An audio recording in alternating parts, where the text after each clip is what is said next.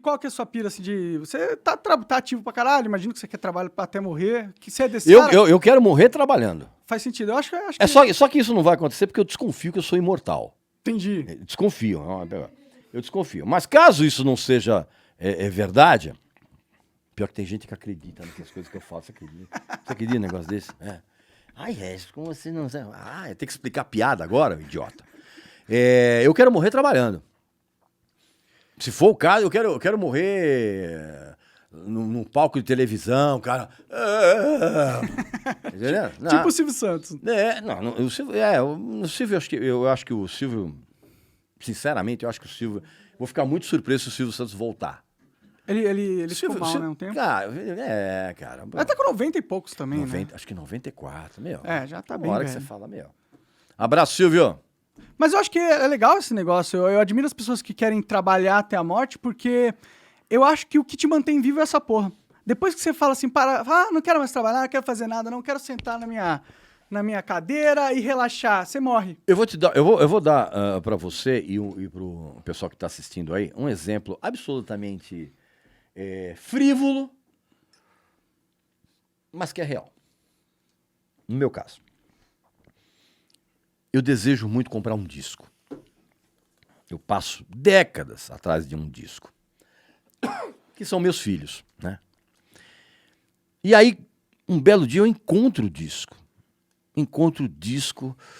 Falo, puta, cara, eu fiquei a minha vida inteira atrás desse disco e eu acabei de encontrar o disco agora a R$50. Cara, disco raríssimo. Blá, blá. Vou lá, compro o disco. Chego em casa, lavo o disco bonitinho, passo na máquina, não sei o que, babá, ouço o disco, guardo, troco o plástico, não sei o que, babá, pimba. Acabou a vida? Não, cara, vai ter outro disco que eu vou estar atrás há muito tempo. Isso é um exemplo bobo, mas quer dizer o seguinte, cara, que você, a partir do momento que você deixa de almejar alguma coisa, isso praticamente passa pelo teu lance profissional. Quando você deixa de almejar alguma coisa, você já começa a morrer por dentro. Aquela máxima que todo jogador de futebol fala, que o jogador, quando ele para de jogar, ele morre 2 vezes. Ele morre quando o corpo dele vai embora e morre quando ele para de jogar. E é verdade isso. Então eu, no meu caso específico, eu quero morrer trabalhando, bicho.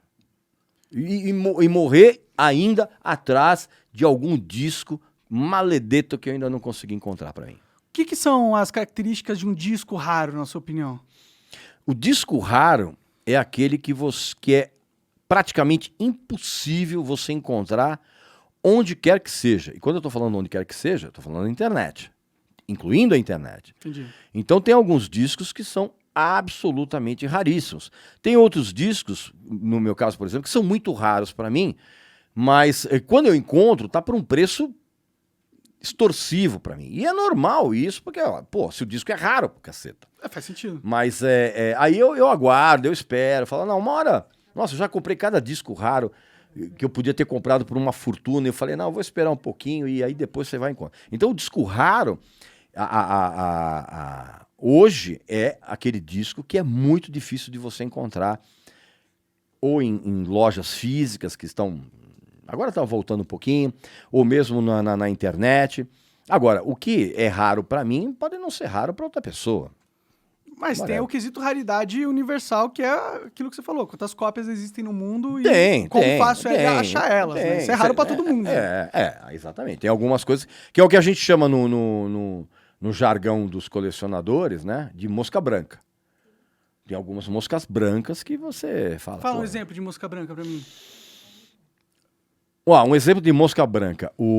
Existe um disco dos Beatles chamado Yesterday and Today, que tem a capa, são eles com jalecos manchados de sangue, com umas bonecas decapitadas e uns filés de carne. Caralho, não lembro do Beatles ser tão dark assim. Então, mas por que acontece? Essa capa pegou muito mal e o disco foi recolhido 1 semana depois que foi para as lojas. Entendi.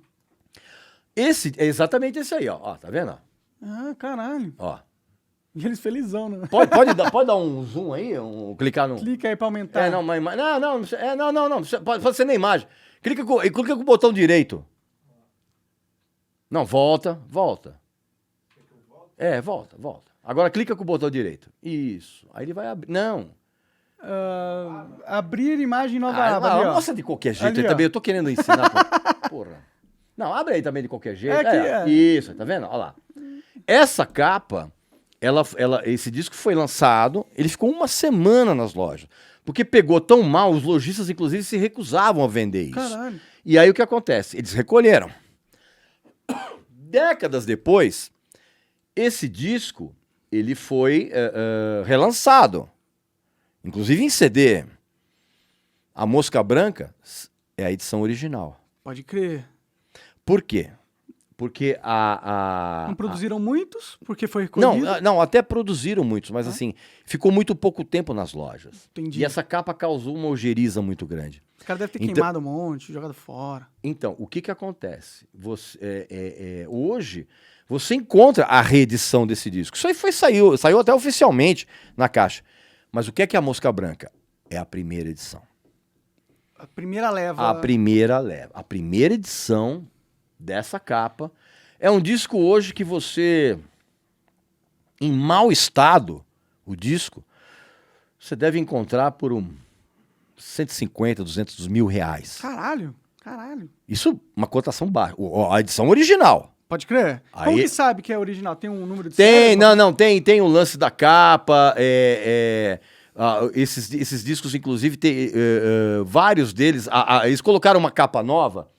Você pode colocar, por gentileza, mestre, voltar um pouquinho? A capa nova é essa aqui, ó. Tá vendo? Sem as bonecas. Então, esse disco depois, ele foi relançado com essa capa. Entendi. Algumas edições, essa capa foi colocada em cima da original. Então, se você tirar essa foto, tem o papel por baixo dessa, que também é outra raridade. Vários easter eggs. É. Cara, que da hora isso aí. É. Um dos colecionadores é uma parada, assim, que eu acho da hora porque tem que ter uma... Tipo, eu gosto de objetos que têm poder. Eu gosto dessa ideia, entendeu? Por exemplo, você pega estátuas. Estátuas ou artes, obras de arte, são objetos que têm poder. E eu fico interessado no porquê que ele tem tanto poder. Porque é inegável que tem. As pessoas compram, vamos lá, 10 mil reais de passagem para Europa para ver a Mona Lisa ali atrás de um vidro, tá ligado? É o poder da obra chamando pessoas de um outro continente, gastando seu dinheiro esforçado para ver um pedaço de papel ou de pano. Não, discordo de você, cara. Não, eu sei que não é um pedaço de pano, eu tô hiper... É porque o que é o lance é a experiência de você estar perante uma obra de arte intergaláctica. Então, o apreço... Porque, por exemplo, eu não sou colecionador. Pareceu. Porque o colecionador, ele compra tudo de um determinado artista, de um determinado gênero, até as merdas. Entendi. Eu não, cara. Eu não tenho disco ruim na minha casa. Jamais eu vou ter um LP na minha casa pra depois ficar tirando selfie, dizendo, olha como eu sou fodão aqui, eu tenho. Não, cara. Se eu não gosto do disco, eu não tenho. Pode crer. Ponto. Então, o que acontece? Quando você tem uma identificação com alguma coisa artística, essa identificação, ela tem que fazer a tua vida valer a pena, pela experiência de tomar contato com aquilo, de uma maneira positiva.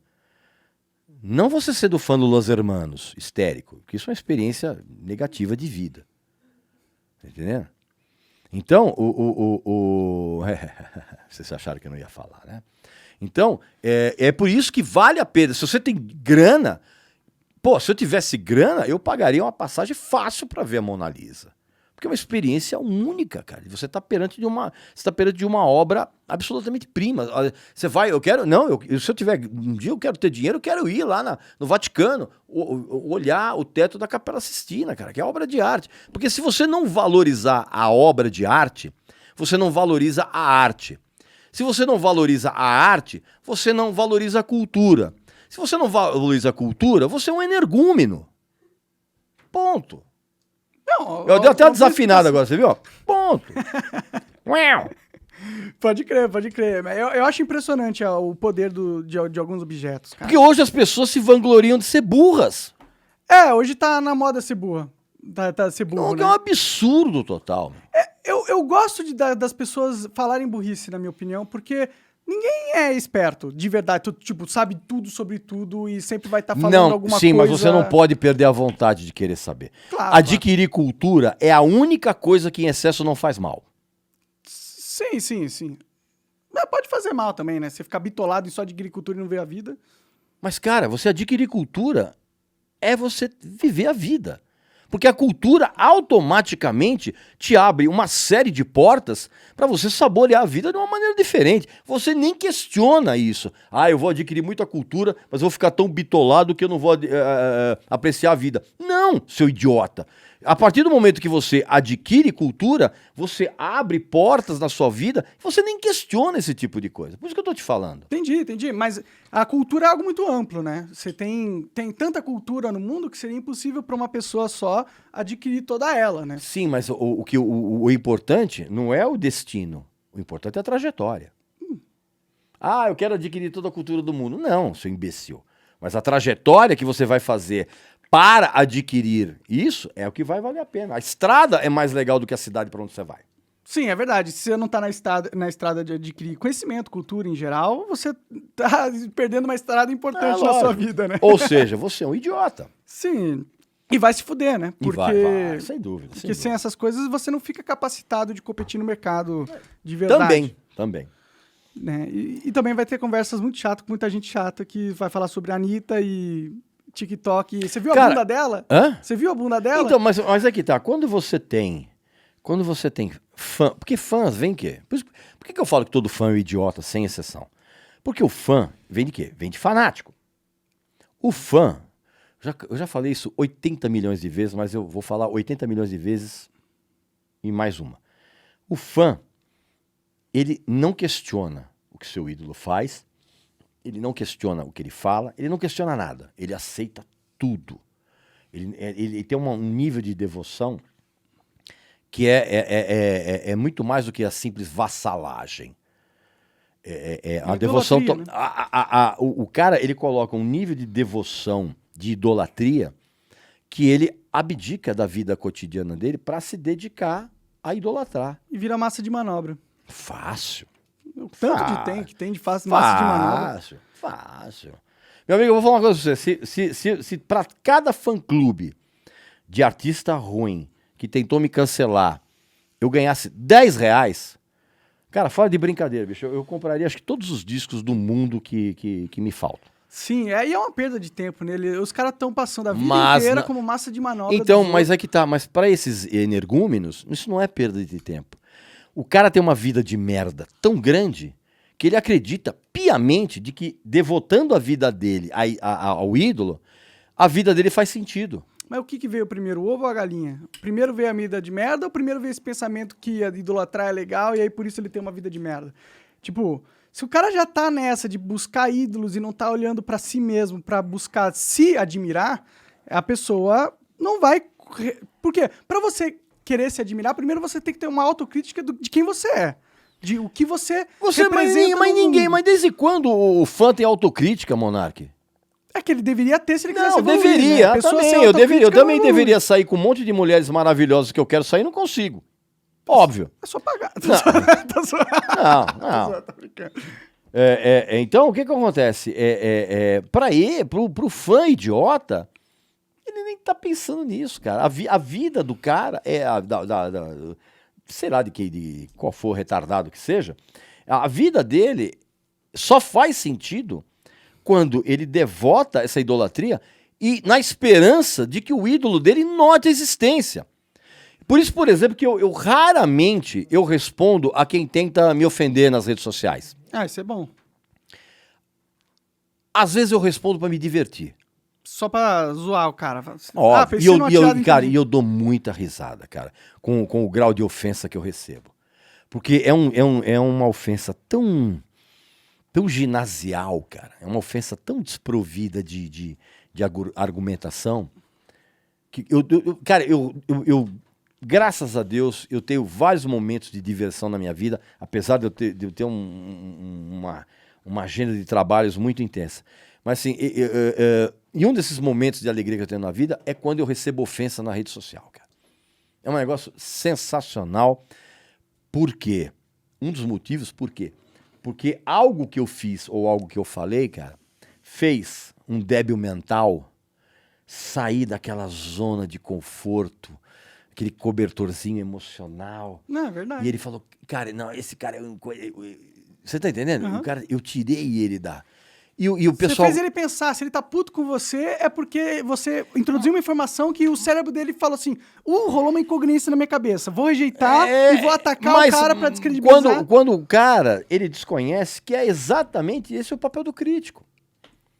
O papel do crítico, seja ele musical, não sei o quê, blá, blá, blá, blá, blá, blá, blá, blá, blá, o papel não é fazer, quem quer que seja, o meu papel como crítico não é fazer você concordar ou discordar de mim.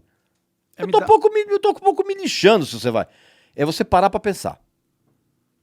Quando você parou pra pensar, o meu trabalho tá feito. E outra coisa, né, cara? Minhas redes sociais são os locais mais tranquilos do mundo, porque, como eu sempre falo, a minha tolerância é Coreia do Norte. Encheu o saco, Loki. Não, tentou encher o saco. Kim Jong-un. Bom, bloco, acabou. Pode crer. Você acaba de assistir um corte do Monarch Talks. Agradeço demais, mas se você quiser ver o vídeo na íntegra e acompanhar ao vivo todas as transmissões, você tem que ir lá no rumble.com/monarch para não perder nada. Segue a gente lá.